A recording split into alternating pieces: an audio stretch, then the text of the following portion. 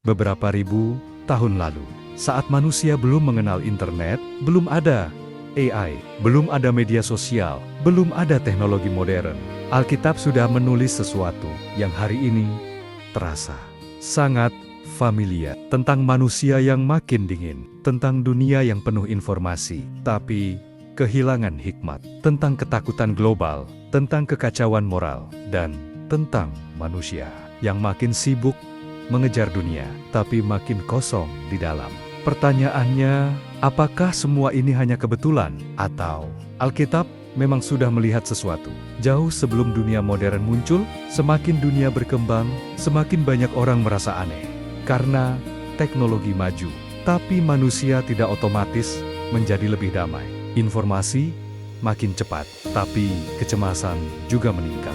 Orang makin terhubung, tapi justru makin kesepian. Dan banyak orang mulai bertanya, kenapa dunia terasa semakin kacau? Hari ini, manusia bisa berbicara dengan siapa saja dari seluruh dunia dalam hitungan detik. Tapi, ironisnya, banyak orang bahkan tidak bisa bicara jujur tentang isi hatinya sendiri. Kita hidup di era paling terkoneksi, namun juga salah satu era paling kesepian. Dan itu menarik, karena Alkitab menggambarkan sesuatu yang mirip dalam Alkitab. Ada gambaran bahwa pada akhir zaman, kasih banyak orang akan menjadi dingin. Bukan hanya tentang kekerasan, tapi tentang hati manusia. Dan kalau melihat dunia sekarang, bukankah itu terasa nyata? Media sosial membuat manusia cepat bereaksi, cepat menghakimi, cepat membenci. Orang bisa menyerang orang lain tanpa pernah bertemu langsung. Dan perlahan empati mulai menurun. Kita hidup di zaman di mana semua informasi ada di tangan. Manusia bisa tahu hampir semuanya. Tapi anehnya, semakin banyak informasi, semakin banyak kebingungan, karena informasi tidak selalu menghasilkan hikmat. Dan Alkitab berkali-kali menekankan, pengetahuan tanpa hikmat bisa menjadi berbahaya. Dulu manusia hidup lebih lambat, sekarang semuanya instan. Pesan instan, hiburan instan, kepuasan instan, dan tanpa sadar, manusia mulai kehilangan kemampuan untuk diam, untuk merenung, untuk benar-benar hidup. Coba perhatikan, banyak orang tidak nyaman tanpa suara, tanpa notifikasi, tanpa layar, karena keheningan membuat manusia mulai menghadapi dirinya sendiri. Dan mungkin itulah yang paling ditakuti banyak orang. Yang menarik, meski ditulis ribuan tahun lalu, Alkitab sangat memahami hati manusia, kesombongan, keserakahan, keegoisan, ketakutan. Semua itu tidak berubah. Teknologi berubah, tapi hati manusia tetap sama. Alkitab menggambarkan manusia yang makin mencintai dirinya sendiri. Dan lihat dunia sekarang, budaya modern terus berkata, utamakan dirimu, kejar validasi, bangun citra, buat semua orang melihat hidupmu. Dan media sosial memperbesar semuanya. Hari ini, banyak orang lebih sibuk terlihat bahagia daripada benar-benar bahagia. Lebih sibuk membangun image daripada membangun karakter. Dan perlahan manusia mulai kehilangan jati dirinya sendiri. Meski dunia makin modern, kecemasan justru meningkat, depresi meningkat, kesepian meningkat, ketakutan meningkat.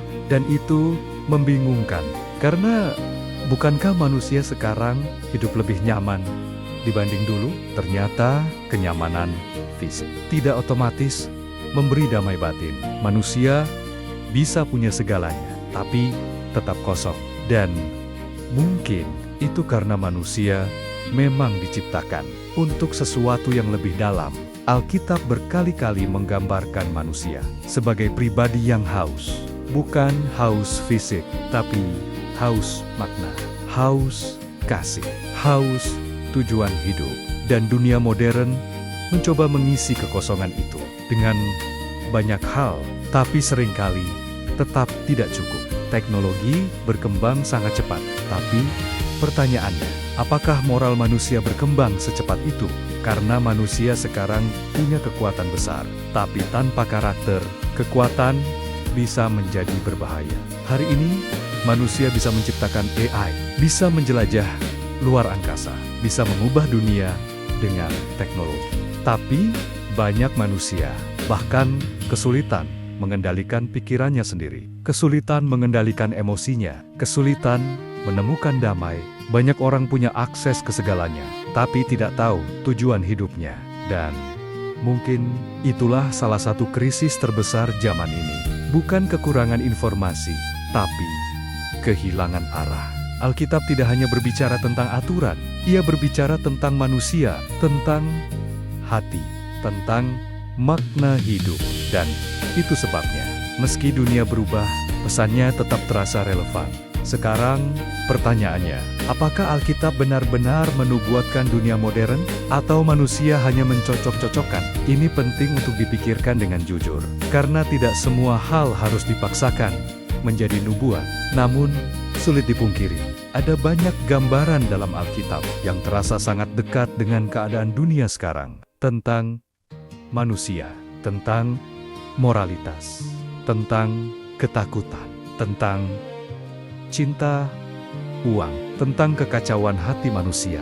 Dan itu membuat banyak orang mulai berpikir, teknologi berubah, budaya berubah, zaman berubah, tapi masalah utama manusia tetap sama. Ego, keserakahan, ketakutan, dan keterpisahan dari Tuhan. Kalau dulu kebencian hanya di satu desa, sekarang bisa viral ke seluruh dunia. Kalau dulu kesombongan hanya dilihat sedikit orang, sekarang bisa dipamerkan ke jutaan orang. Teknologi memperbesar isi hati manusia, dan itu menakutkan.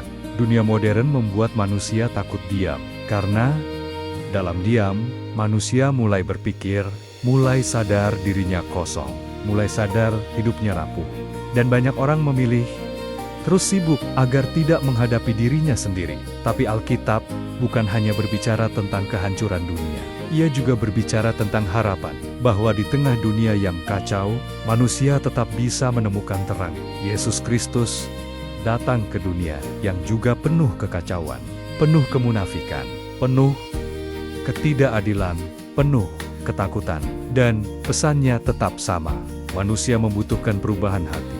Masalah terbesar manusia bukan kurang teknologi, bukan kurang uang, bukan kurang hiburan, tapi hati manusia yang kehilangan arah. Mungkin itulah alasan kenapa Alkitab masih terasa relevan meski sudah ribuan tahun berlalu, karena ia tidak hanya berbicara tentang masa lalu. Ia berbicara tentang manusia, dan manusia tidak banyak berubah. Teknologi boleh berkembang, dunia boleh berubah, tapi hati manusia tetap mencari hal yang sama. Makna, kasih, harapan, dan tujuan hidup. Mungkin yang paling mengejutkan bukan bahwa dunia modern berubah begitu cepat, tapi bahwa Alkitab sudah memahami hati manusia jauh sebelum semuanya terjadi.